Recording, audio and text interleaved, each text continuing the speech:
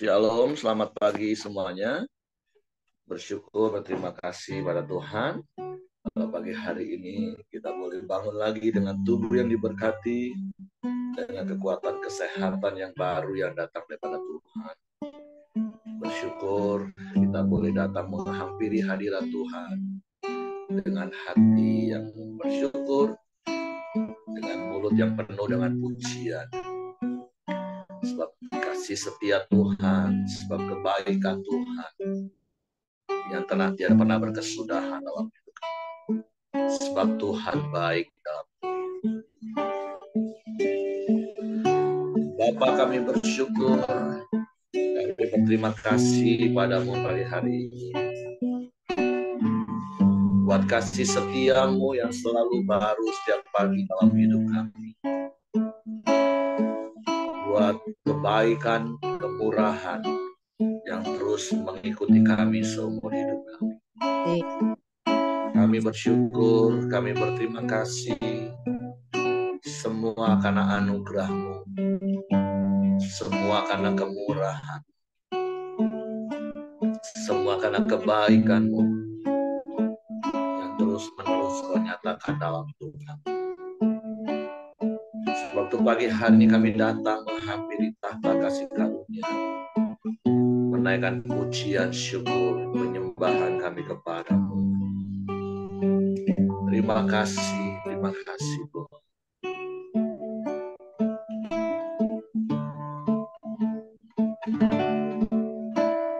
Saat ku masuk ke hadirat-Mu, ku tersungkur dan sembah-Mu. Ku persembahkan korban syukurku yang terbaik bagiku. Saat kami masuk hadirat-Mu, saat ku masuk ke hadirat-Mu, ku tersungkur dan sembah-Mu. Ku persembahkan korban syukurku yang terbaik bagiku.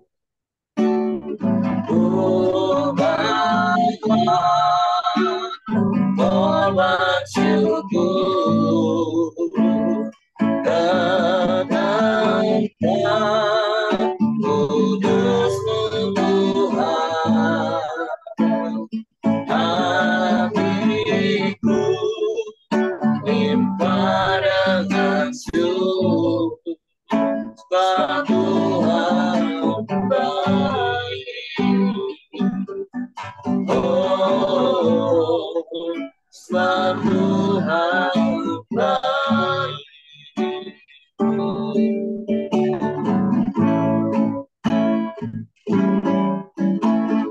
Saat ku masuk ke hadirat-Mu, ku tersungkur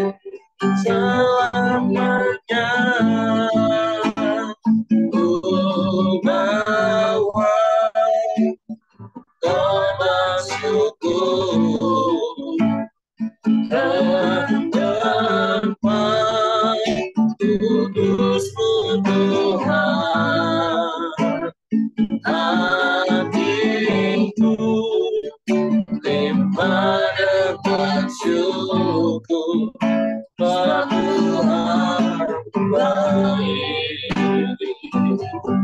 Oh, sebab Tuhan baik.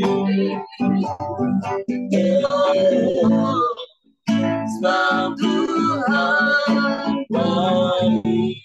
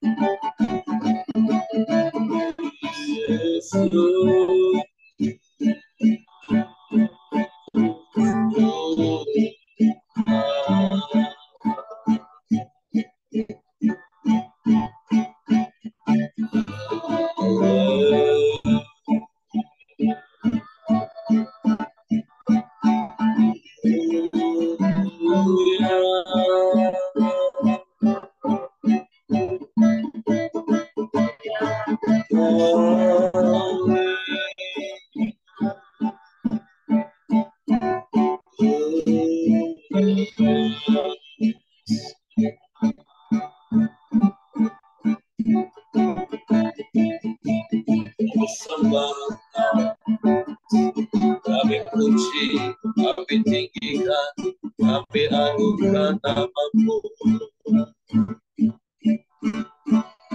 Sebab Engkau baik, Engkau sungguh baik, Engkau sangat baik.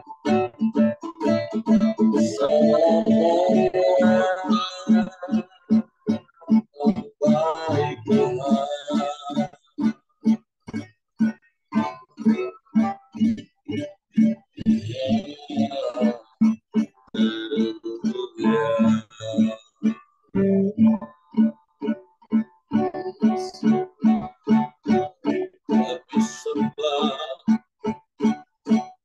Kami sembah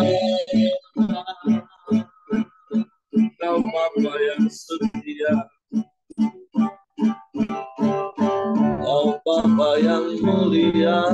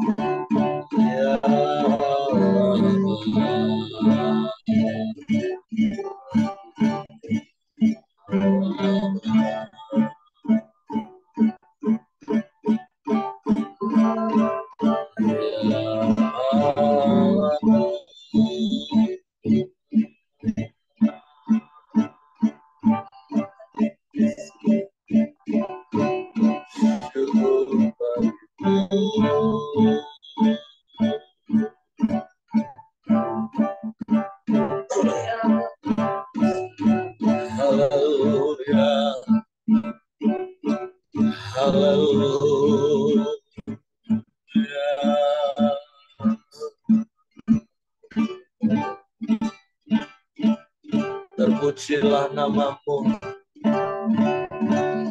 terpujilah nama-Mu. Haleluya.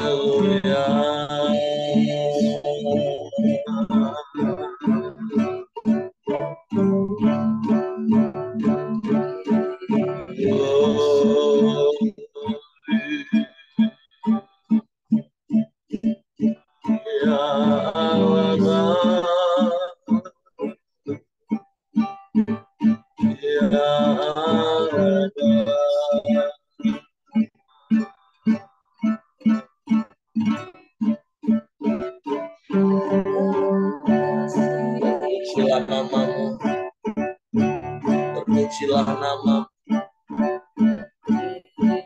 dulu sekarang bahkan sampai selama-lamanya. Sebab Engkau Allah yang tetap, Raja damai.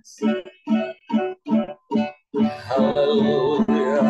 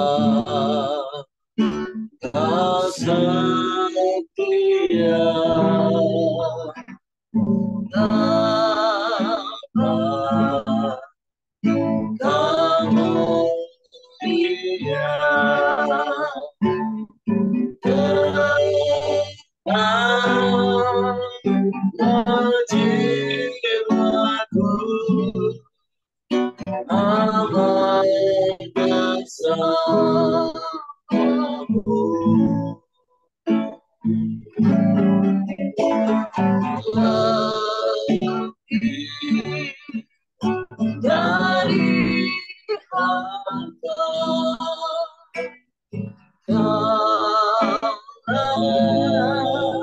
segalanya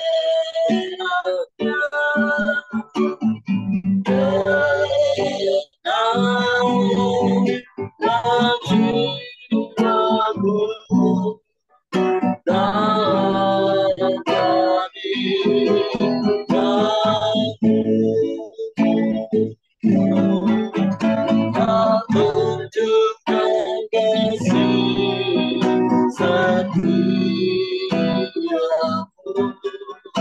kau menyediakan yang ku perlu, kau sembilan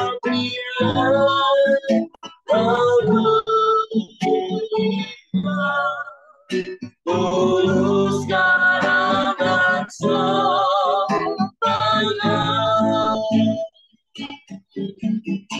Aku juga kasih setiamu,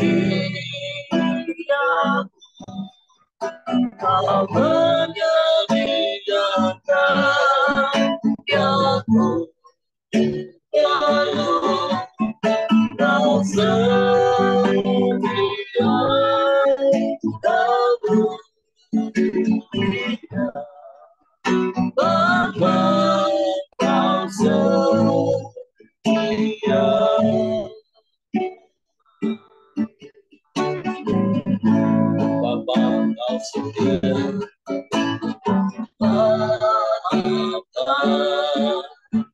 Kau setia,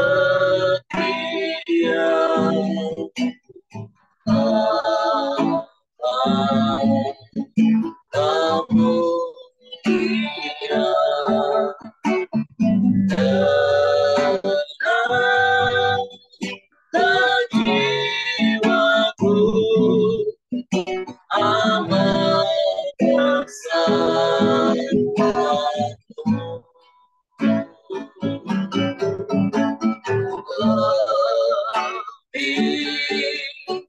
Dari harta dalam segalanya, dan dari waktu dalam kamu. Kau tunjukkan kasih setiamu, kau menyediakan yang ku perlu, kau setia, kamu tidak tulus sekarang dan selamanya.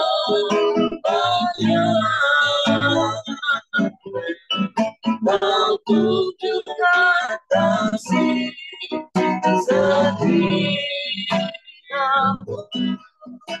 kau menyediakan yang ku perlu, kau setia,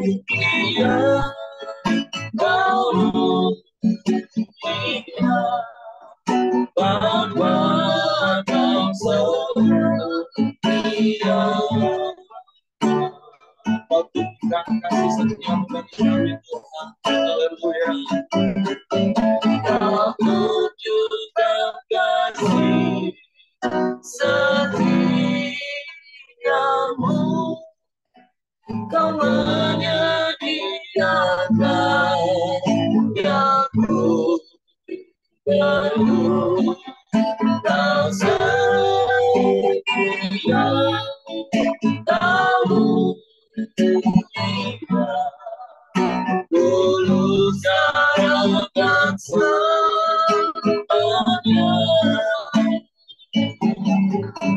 Kau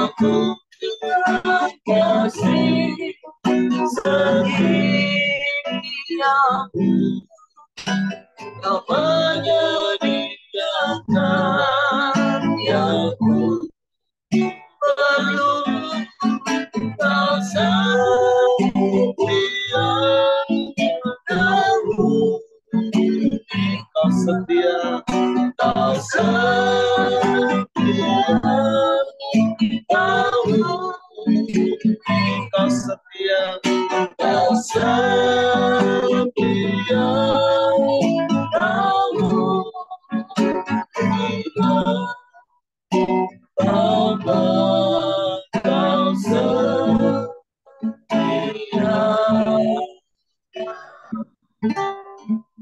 Kami bersyukur karena punya Bapa yang setia seperti Engkau Bapa yang tidak pernah meninggalkan dan membiarkan kami. Sebab itu kami aman bersamamu. Kami tenang karena kami terus ada dalam hadirat. Kami bersyukur buat penyertaan-Mu sampai hari ini. Ebenezer Tuhan. Sampai sejauh ini Engkau yang menolong hidup kami.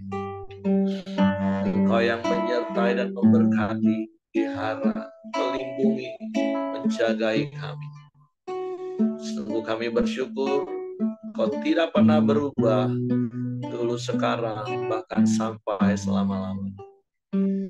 Sebab kami juga mau terus belajar setia kepadamu seumur hidup kami. Bila firman-Mu yang menerangi jalan-jalan kami. Sebab itu pagi ini kami buka hati kami untuk firman. Roh Kudus, tolong kami untuk mengerti, untuk kami memahami firman.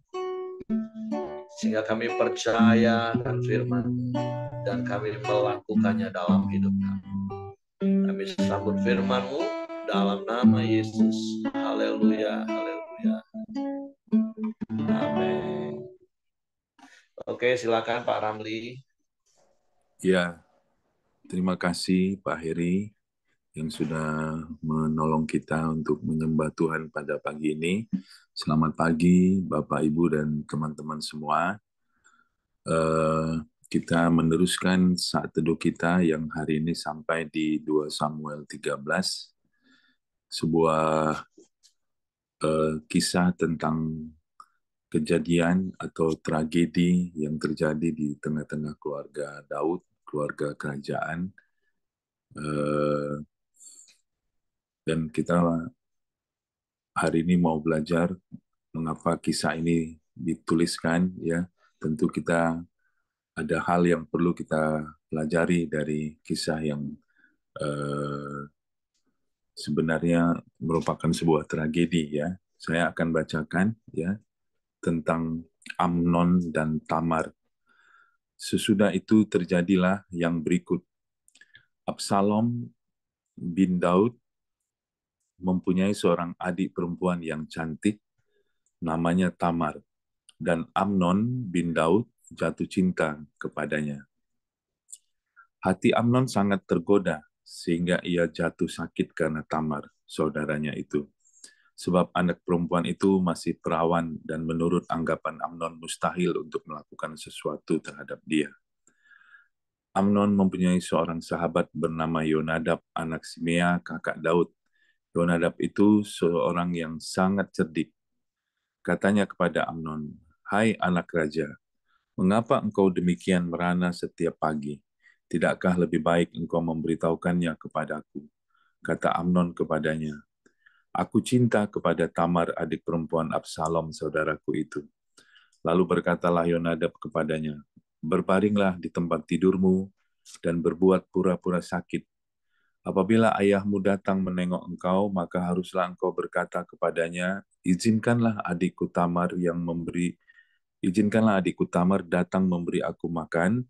Apabila ia menyediakan makanan di depan mataku sehingga aku dapat melihatnya, maka aku akan memakannya dari tangannya." Sesudah itu berbaringlah Amnon dan berbuat pura-pura sakit.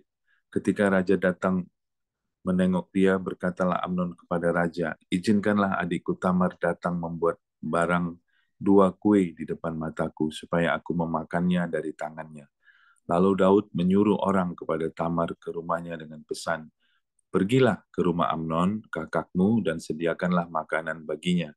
Maka Tamar pergi ke rumah Amnon, kakaknya yang sedang berbaring-baring. Lalu anak perempuan itu mengambil adonan, meremasnya, dan membuat kue di depan matanya, kemudian dibakarnya kue itu. Sesudah itu gadis itu mengambil kuali dan mengeluarkan isinya di depan Amnon, tetapi ia tidak mau makan. Berkatalah Amnon, suruhlah setiap orang keluar meninggalkan aku. Lalu keluarlah setiap orang meninggalkan dia. Lalu berkatalah Amnon kepada Tamar, bawalah makanan itu ke dalam kamar supaya aku memakannya dari tanganmu. Tamar mengambil kue yang disediakannya itu lalu membawanya kepada Amnon kakaknya ke dalam kamar. Ketika gadis itu menghidangkannya kepadanya supaya ia makan, dipegangnyalah gadis itu dan berkata kepadanya, marilah tidur dengan aku, adikku. Tetapi gadis itu berkata kepadanya, tidak kakakku, jangan perkosa aku, sebab orang tidak berlaku seperti itu di Israel. Janganlah berbuat noda seperti itu. Dan aku, kemanakah kubawa kecemaranku? Dan engkau akan dianggap sebagai orang yang bebal di Israel.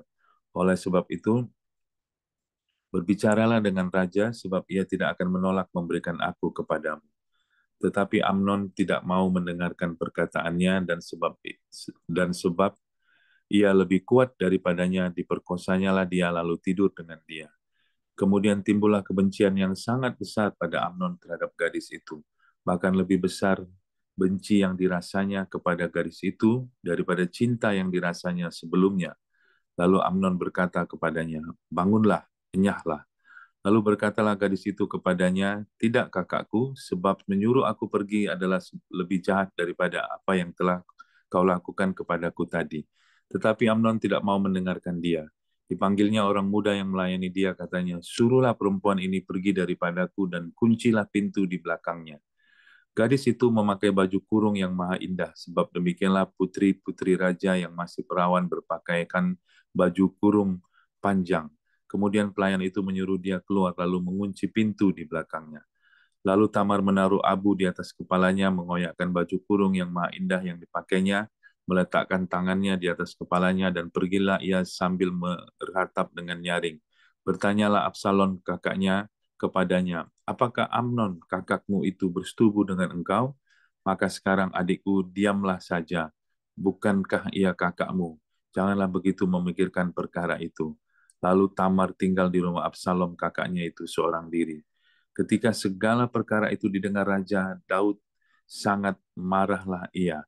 Dan Absalom tidak berkata-kata dengan Amnon baik tentang yang jahat maupun tentang yang baik, tetapi Absalom membenci Amnon sebab ia telah memperkosa Tamar adiknya.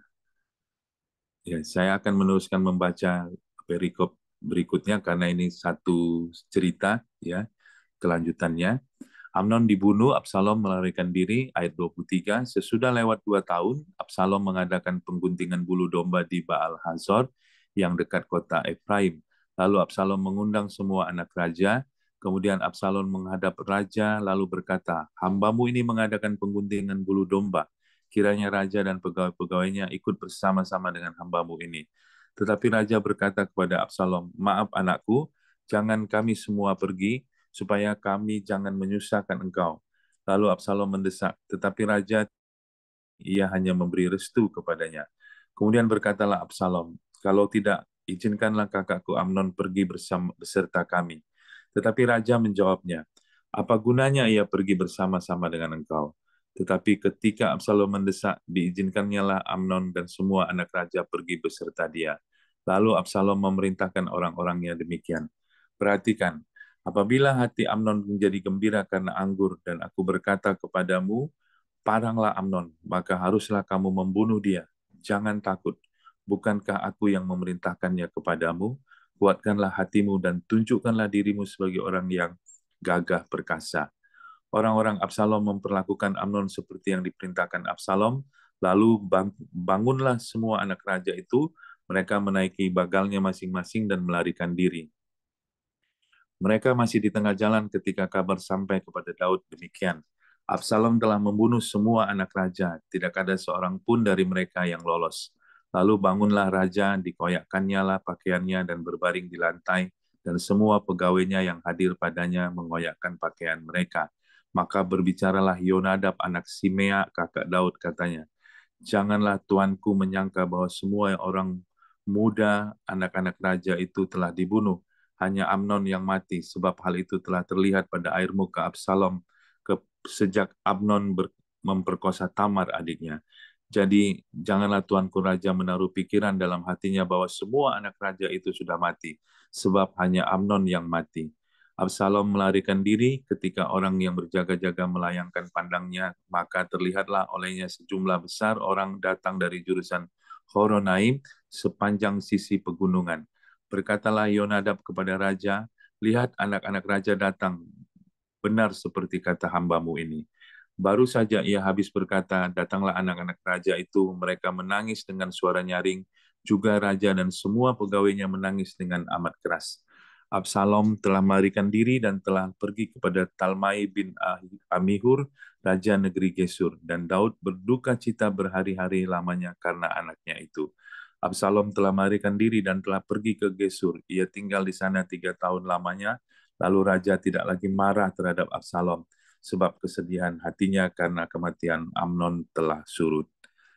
Iya, cukup panjang ya, tapi sekali lagi seperti tadi di awal saya katakan ini adalah sebuah cerita atau sebuah tragedi yang terjadi di keluarga kerajaan di keluarga Daud ya. Jadi singkat cerita kita tahu bahwa Amnon ini adalah anak sulung daripada Daud, jatuh cinta kepada uh, saudara perempuannya yang satu ayah tapi lain ibu, yaitu Tamar. Uh, Tamar ini adalah adiknya Absalom ya. Nah, apa yang bisa kita uh, pelajari dari kisah ini, tragedi ini ya, saya mencatat ada beberapa hal yang bisa kita pelajari. Yang pertama adalah bahwa eh, ketika kita mempunyai apa ya, mempunyai beban pikiran atau beban hidup ya, maka memang kita harus bijaksana untuk bercerita kepada orang lain ya. Artinya kita perlu bijaksana memilih teman untuk curhat ya. Karena eh, ketika kita curhat ke sembarangan orang, eh, kadang-kadang nasihatnya justru menjerumuskan kita ya. Oleh karena itu penting sekali kita memiliki komunitas yang sehat, komunitas yang dewasa, komunitas di mana terdiri dari orang-orang yang dapat dipercaya ya. Kalau kita lihat di dalam kisah ini bagaimana Amnon eh, bercerita kepada sepupunya Yonadab ya tentang apa yang menjadi beban pikirannya.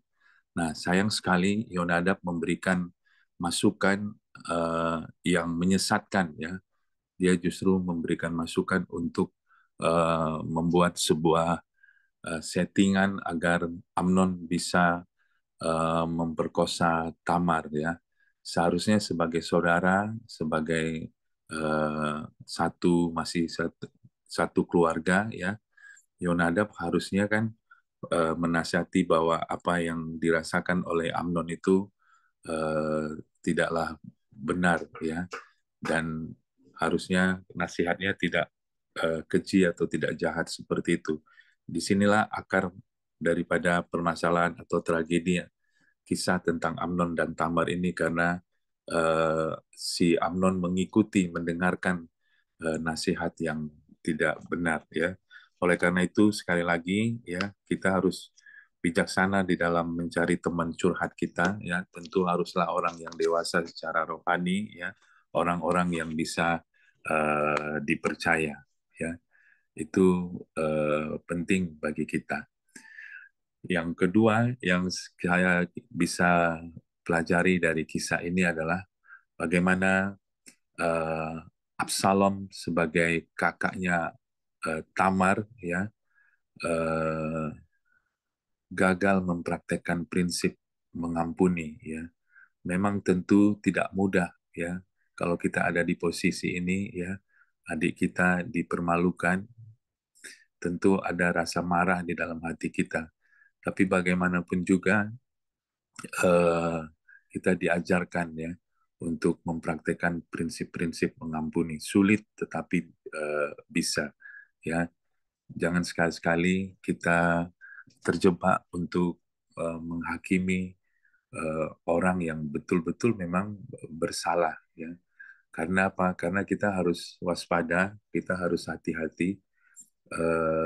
Kita ingat kisah atau prinsip yang diajarkan oleh Tuhan Yesus tentang selumbar di mata orang dan balok di mata kita sendiri, ya. Jadi apa namanya? Jangan kita menghakimi orang lain karena dosa dari orang yang kita hakimi itu dapat menghampiri kita sendiri dan akhirnya kita lakukan. Kalau kita lihat di kisah ini Absalom menghakimi Amnon karena memperkosa Tamar, ya. Nanti kita lihat di perikop-perikop berikutnya bagaimana akhirnya juga Absalom ini juga memperkosa gundik-gundik dari ayahnya dengan cara yang sangat memalukan. Jadi dia tidak lebih baik dari Amnon juga. Kalau kita lihat bagaimana Absalom men-setting untuk membunuh Amnon, ya, tapi akhirnya kita lihat nanti kisah dari Absalom ini dia juga dibunuh oleh Yoab dan kawan-kawan, ya, salah satu panglima perang daripada Daud, ya. Jadi dosa orang yang kita hakimi akhirnya menghampiri kita juga dan akhirnya kita lakukan juga hal yang sama. Oleh karena itu mari kita belajar untuk tidak menghakimi, tapi belajar mempraktikkan prinsip pengampunan di dalam kehidupan kita setiap hari. Memang sekali lagi kalau kasusnya berat itu tidak gampang, tapi saya percaya, ya, kita yang sudah memiliki Kristus dan sudah menerima pengampunan pasti bisa melakukannya, ya. Yang ketiga yang tentu yang bisa kita pelajari adalah dari Daud sendiri, ya. Mengapa hal ini sampai menimbulkan kekisruhan yang panjang, ya? Karena kita lihat, kita belajar, ya, ternyata eh, dalam hal ini, ya, Daud mempunyai kelemahan di mana Daud tidak tegas di dalam mendidik anak-anaknya, ya. Dikatakan ketika Daud mendengar bahwa Amnon telah memperkosa Tamar, memang betul dia marah besar gitu. Tetapi ternyata Daud hanya sekedar marah, tetapi tidak menegur Amnon, tidak menghukum Amnon sebagaimana yang telah dia perbuat, ya. Eh, inilah apa namanya kelemahan daripada eh, Daud, ya. Bahkan kalau kita lihat di kisah sebelumnya, di mana ketika Amnon meminta ayahnya untuk menyuruh Tamar datang ke kamarnya, eh, Daud tidak peka di situ, ya. Padahal si Absalom ketika si Tamar nangis-nangis keluar dari kamarnya Amnon, dia sudah tahu apa yang terjadi. Dia sudah menduga apa yang akan terjadi. Ya, padahal Tamar belum cerita, dia sudah tahu apakah Amnon memperkosa kamu, katanya. Padahal si Tamar belum cerita. Artinya si Amnon, si Absalom mempunyai kepekaan, tetapi Daud tidak punya kepekaan. Kenapa Daud tidak tegas di dalam mendidik anak-anaknya, tidak menghukum Amnon sebagaimana yang harus dia lakukan karena perbuatan besar yang telah dilakukan oleh Amnon? Ada kemungkinan, ya, bahwa eh, dosa Daud, ya, terhadap Bathsheba yang telah dilakukannya sebelumnya memberi dampak, ya, melemahnya kemampuan Daud di dalam mendisiplin anak-anaknya. Karena apa? Karena secara moral Daud juga tidak bersih-bersih amat, ya. Sehingga mungkin hal itu membuat Daud kehilangan wibawa, ya, dan keberanian untuk menegur anak-anaknya, ya.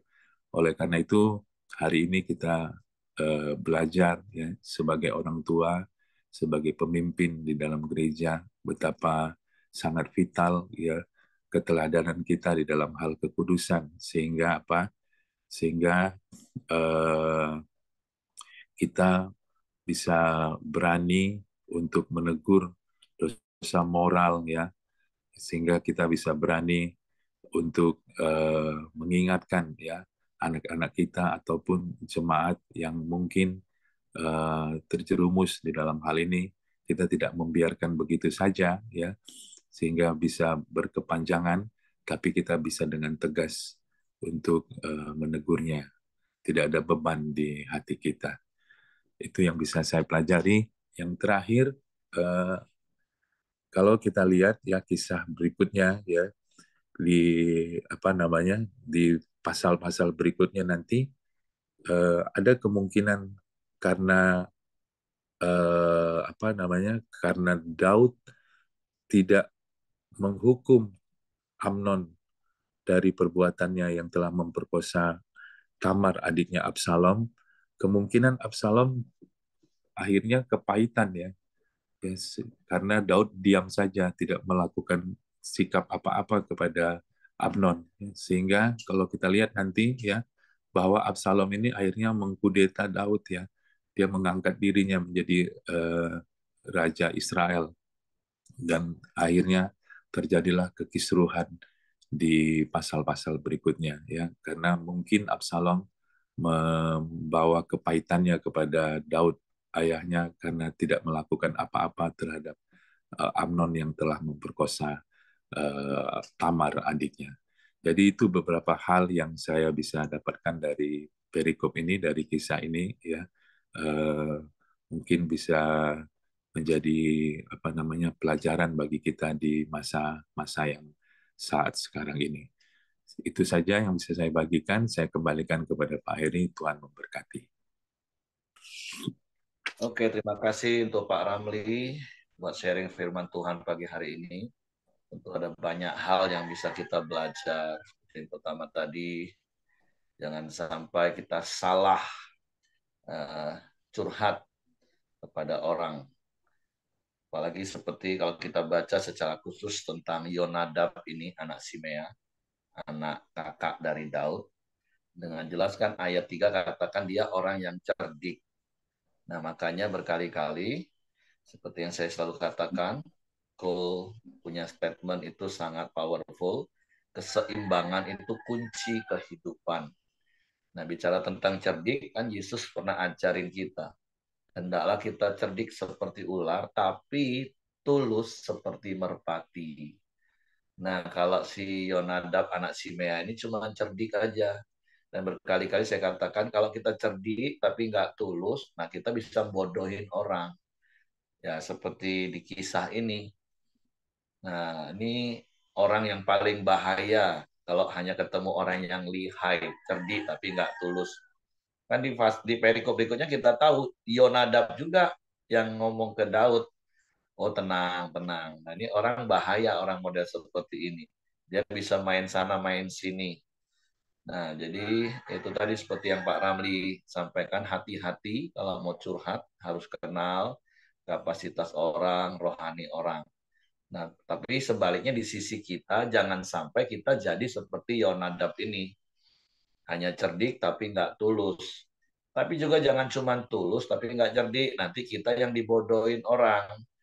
Nah, jadi hidup ini harus seimbang dari semua sisi kehidupan kita. Nah, seperti yang berikutnya tadi, Pak Ramli juga ingatkan bagaimana kita hidup dalam kekudusan, supaya tidak ada tuduhan-tuduhan dalam hidup kita, seperti apa yang dialami oleh Daud. Bagaimana dia mau menegur anaknya, jangan-jangan nanti anaknya ngomong, kau aja tidak lebih baik dari aku, kau perkosa istri orang, kau bunuh lakinya. Nah, tuduhan-tuduhan seperti itu, kalau hati nurani kita nggak diberesin, itu tadi, akhirnya lama-lama kita jadi tumpul. Seperti apa yang dialami Daud, yang bahasa Pak Ramli tadi, nggak lebih peka dari Absalom. Absalom bisa lebih peka dari Daud. Nah, makanya hati-hati Bapak Ibu, berkali-kali ya memang nggak ada yang sempurna, tapi mari tanamkan dalam hati kita, kita ini orang benar, yang sudah dibenarkan karena darah Yesus, dan kita mau hidup dalam kebenaran. Kita ini orang kudus, yang sudah dikuduskan, dan kudus itu artinya hageos, berbeda dengan cara orang dunia. Supaya apa? Ketika kita memberi nasihat kepada orang, nggak ada tuduhan-tuduhan di hati nurani kita. Makanya mari berjalan terus semakin hari semakin terang hingga rembang tengah hari. Semakin hari harusnya kita semakin tajam mendengar suara Tuhan. Semakin hari kita semakin tajam di dalam membuat keputusan sehingga tidak salah. Dan itu dimulai dari seperti Paulus katakan kepada jemaat di dalam Kisah Para Rasul ditulis. Paulus berkata, aku menjaga hati nuraniku murni di hadapan Tuhan dan di hadapan manusia. Nah, ini yang perlu kita belajar terus. Dan juga seperti yang tadi Pak Ramli katakan, jangan cuman bisanya marah, tapi nggak ada tindakan. Kan di Cambria kita sudah diajar lembut dan tegas. Nggak harus marah-marah, tapi keputusannya tegas. Jangan cuma marah-marah, tapi nggak ada keputusan, nggak jelas, nggak ada juntrungannya. Nah, sehingga nggak diselesaikan masalah itu, ya sudah seperti Pak Ramli tadi bilang, nanti di fase-fase berikutnya itu masalah nggak selesai-selesai. Karena memang Daud nggak pernah menyelesaikan masalah ini, dia cuma marah. Nah, ya khususnya bapak-bapak jangan cuma bisa marah, tapi nggak ada keputusan, nggak ada tindakan, mau ngapain habis ini. Nah, karena kalau nggak selesai-selesai ya cuma marah-marah, ya muncul lagi masalah, marah lagi, muncul masalah baru, marah lagi. Cuma dari marah pada marah saja nanti ujungnya. Nah, tapi balik-balik ya kembali, dimulai yuk terus jaga hati kita, supaya hati nurani kita murni, nggak tertuduh, kita nggak jadi tumpul, tapi jadi tajam. Dan setiap kejadian kita harus bijak ambil keputusan, buat keputusan. Tentu dengan tidak marah-marah. Makanya harus seimbang hari ini. Dan tentu ada banyak hal yang bisa kita belajar hari ini. Dan bukan cuma masalah soal Amnon minta izin. Bahkan ketika Absalom minta izin pun, Daud sudah nggak peka. Wah, ini ada rancangan yang jahat sebenarnya. Karena memang waktunya sudah 2 tahun. Apalagi Daud mungkin sudah nggak terlalu dengan anak-anak. Nah, tapi ya hari ini mari kita belajar jaga hati nurani kita, hati-hati kalau mau curhat, ataupun kalau orang yang curhat dengan kita, juga bijak-bijak. Jangan cuma hanya lihai kasih nasihat, tapi jangan lupa tulusnya. Jadi balik-balik nasihat itu apa kata firman. Itu sih ujung-ujungnya ya apa kata firman. Bukan pintar-pintarnya kita. Makanya itulah perlunya kenapa kita harus hidup di dalam firman. Oke, itu aja yang ingin saya tambahkan. Terima kasih Pak Ramli buat sharing firman Tuhan pagi hari ini. Mari kita belajar, kita mawas diri, kita jaga hati kita terus.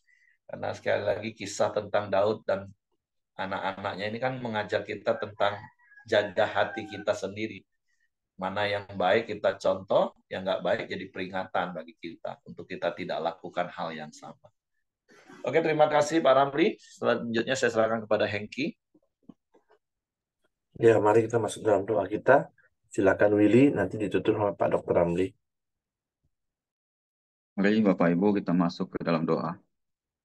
Bapa yang baik, kami mengucap syukur dan terima kasih untuk pagi ini Tuhan. Kau selalu mengajarkan kami dengan firman-Mu Tuhan. Biarlah kami hidup dengan seimbang Tuhan.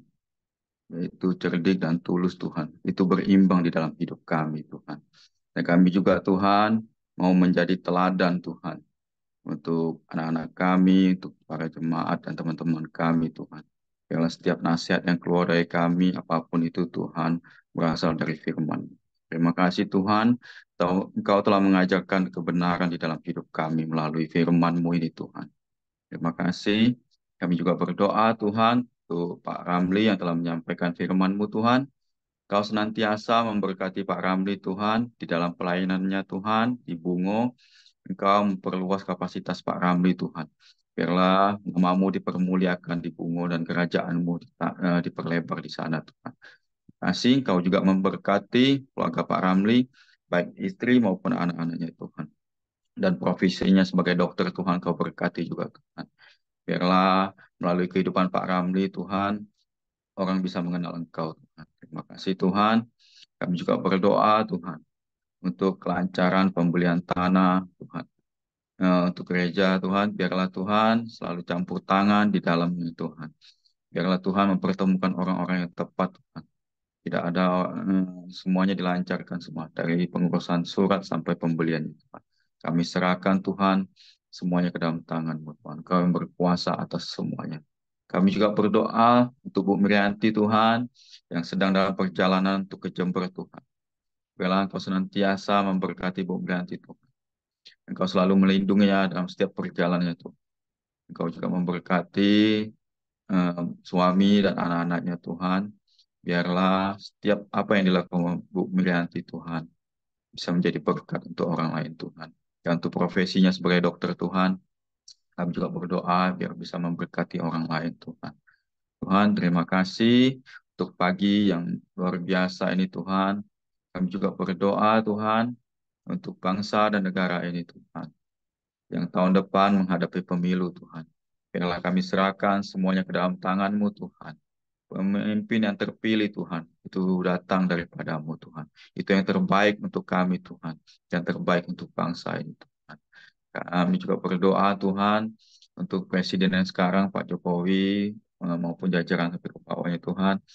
Kami yakin Kau beri hikmat, ketakut akan Engkau Tuhan. Biarlah setiap keputusan yang mereka ambil, itu berasal daripadamu. Kami juga berdoa Tuhan untuk bangsa ini Tuhan. Biarlah selalu ada damai sejahtera Tuhan. Kebaikan-Mu Tuhan untuk bangsa ini Tuhan. Kami yakin bangsa ini adalah bangsa yang besar Tuhan. Bangsa yang memuliakan nama-Mu Tuhan. Terima kasih Tuhan. Semakin banyak yang mengenal Engkau di bangsa ini Tuhan. Kami percaya akan kuasa-Mu Tuhan. Kami serahkan pagi ini hidup kami ke dalam tangan kuasa-Mu. Engkau yang membimbing seluruh hidup kami ke dalam tangan-Mu Tuhan. Terima kasih Tuhan. Marilah kita masuk ke dalam doa Bapa kami. Bapa kami yang ada di sorga, dikuduskanlah nama-Mu, datanglah kerajaan-Mu, jadilah kehendak-Mu di bumi dan seperti di sorga. Berikanlah kami pada hari ini makanan yang kami yang secukupnya. Dan ampunilah kami akan kesalahan kami, seperti kami juga mengampuni orang yang bersalah kepada kami. Dan janganlah membawa kami ke dalam cobaan, tapi lepaskanlah kami daripada yang jahat. Karena Engkau yang punya kerajaan, dan kuasa, dan kemuliaan, sampai selama-lamanya. Amin. Bapa, kembali kami datang dan bersyukur kepadamu ya Tuhan. Terima kasih untuk persekutuan yang indah yang telah kami jalani bersama-sama di awal pagi ini Tuhan. Kami bersyukur untuk setiap pujian, penyembahan yang telah kami naikkan. Terima kasih juga untuk sharing kebenaran firman-Mu. Sekali lagi ajar kami Tuhan untuk belajar dari kisah-kisah yang kami boleh baca dan pelajari pada pagi ini Tuhan. Kami juga telah menaikkan doa-doa kami percaya kami boleh menerima setiap permohonan daripada doa-doa kami Tuhan. Kami mau serahkan hidup kami sepanjang hari ini ke dalam tangan Tuhan. Biarlah Tuhan kiranya yang memberkati kami, menuntun kami, menolong kami, mengurapi kami, memberikan kasih karunia kepada kami sehingga kami boleh diberkati apapun yang menjadi aktivitas dan kegiatan kami, baik di tengah-tengah keluarga kami, di tengah-tengah pekerjaan, bisnis, maupun di dalam pelayanan kami, Tuhan, kami diberkati oleh Tuhan. Dan akhirnya kami boleh terima berkat yang daripadamu, yaitu berkat kasih karunia daripada Allah Bapa, damai sejahtera daripada Tuhan Yesus, serta persekutuan bersama Roh Kudus, memimpin menyertai kami hari ini sampai selama-lamanya. Dalam nama Yesus kami terima berkat-Mu. Haleluya. Amin. Oke, semangat pagi, selamat beraktivitas. Tuhan memberkati.